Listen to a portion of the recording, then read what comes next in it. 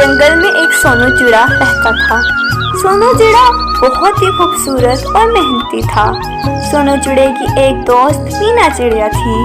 मीना चिड़िया सोनू चिड़े को बहुत ज़्यादा ही पसंद करती थी, पर दूसरी तरफ सोनू चिड़ा था सिर्फ अपना कारोबार सेट करना चाहता था। सोनू चिड़े, अब हम बड़े हो गए हैं। सोनू, तुम मेरे बचपन के दोस्त हो, फिर तुमने क्या सोचा है?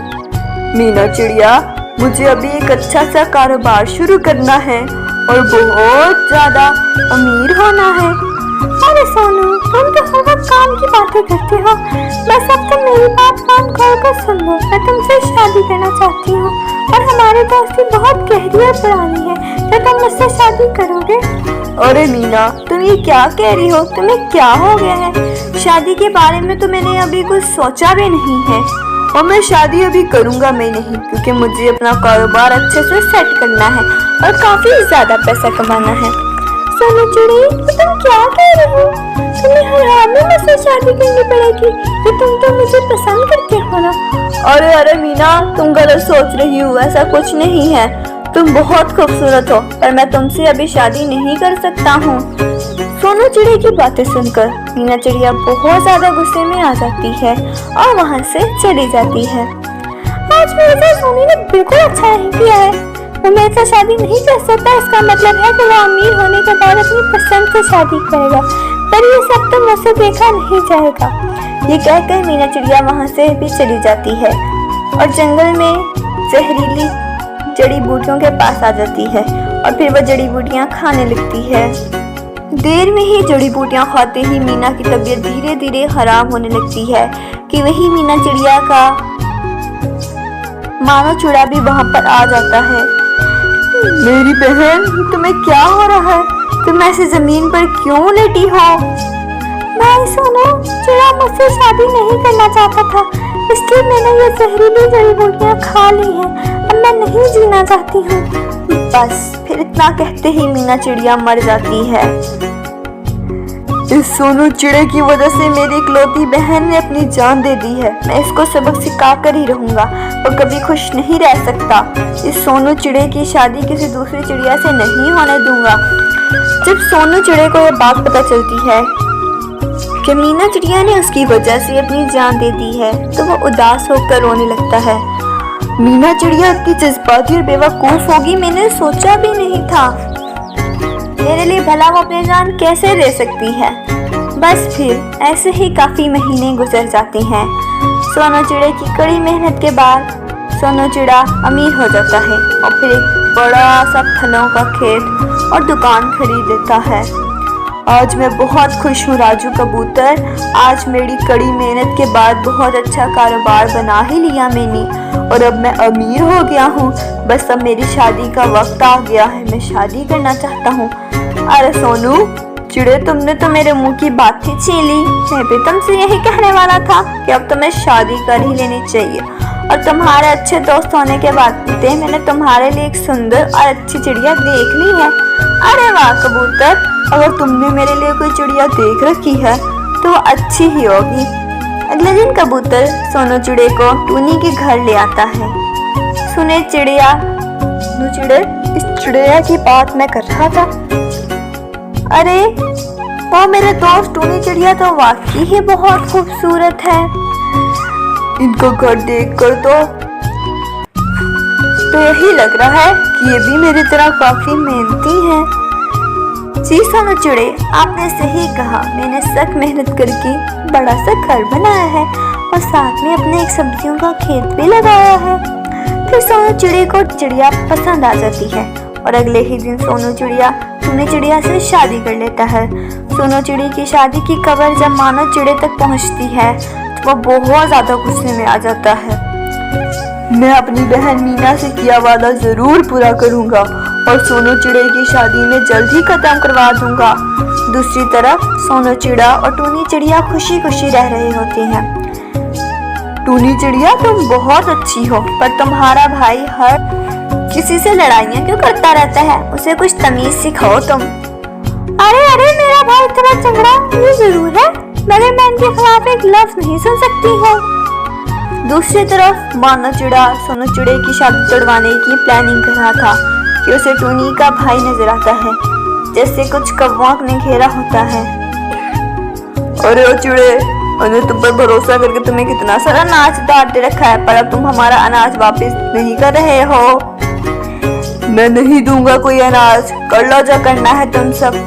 फिर गुस्से में सारे कौवे मिलकर चिड़े को मारने लगते हैं और चिड़ा काफी ज्यादा जख्मी होकर नीचे गिरकर बेहोश हो जाता है। ये सब देखकर मानो चिड़े के दिमाग में एक चाल आ जाती है और फिर मानो चिड़ा एम्बुलेंस मंगवाकर टूनी के भाई को लेकर टूनी के घर आ जाता है। टूनी चिड़िया देख तुम्हारा भाई कितना जख्मी है और बेहोश हो गया है। अरे चिड़िए, मेरे भाई चिड़े को इतनी बुरी तरह आखिर किसने मारा है? टूनी चिड़िया, सोनू चिड़ा तुम्हारा भाई से बहुत ज्यादा जलता है और उसने ही तुम्हारे भाई को इतनी बुरी तरह मारा है। मुझे पता है तुम मेरी बातों पर यकीन नहीं करोगी, लेकिन मैंने ये सब अपनी आंखों से देखा है। ये सारी बात सुनकर टोनी को सोनू चिड़िया पे बहुत ज्यादा गुस्सा आने लगता है। कुछ देर बाद सोनू चिड़ा अभी वहाँ आ जाता है। अरे मानो चिड़िया, तुम तो मीना चिड़िया के भाई हो ना? मानो चिड़े को छोड़े और अपने बदला लेने के लिए मेरे भाई को इतनी बुरी तरह से मारा है कि मेरा भाई अभी अस्पताल में है और डॉक्टर कह रहा है कि मेरे भाई चिड़े को 3 दिन तक होश न आया तो वो मर भी सकते हैं। टूनी और सोने की लड़ाई कराओ और मानो वहां से चला जाता है। टूनी, यकीन करो मैंने तुम्हारे भाई को नहीं मारा है। नहीं, आप अगर मेरे भाई को इतनी बुरी तरह मार सकती हैं, आप मुझे भी मार सकते हैं। मैं जा रही हूँ और कभी वापस नहीं आऊंगी। ये कहकर टूनी चिड़ा वहां से चली जाती है।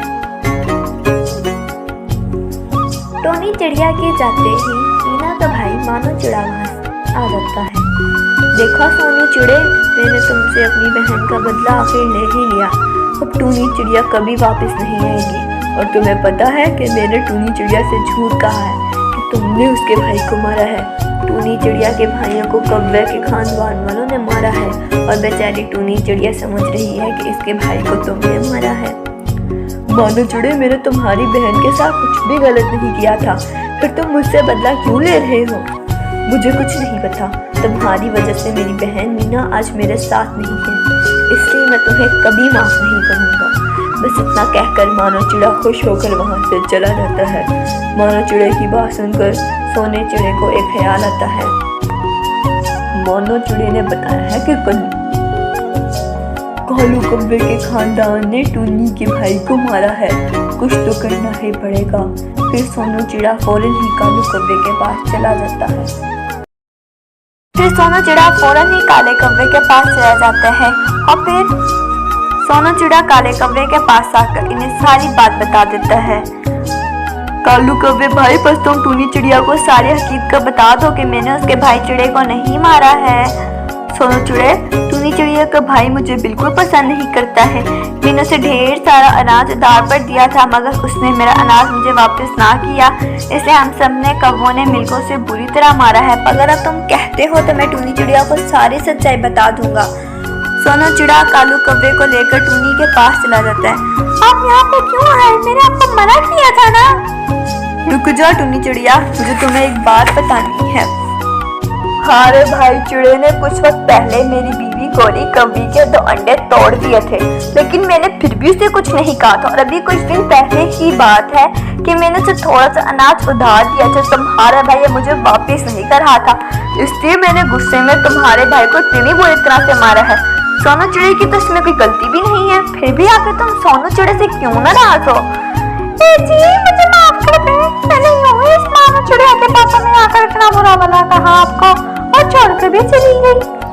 नहीं टूनी, कोई बात नहीं। शुक्र है कि तुम्हें सारी सच्चाई पता चल गई है, वरना तुम कभी मेरे घर में वापस ना आती।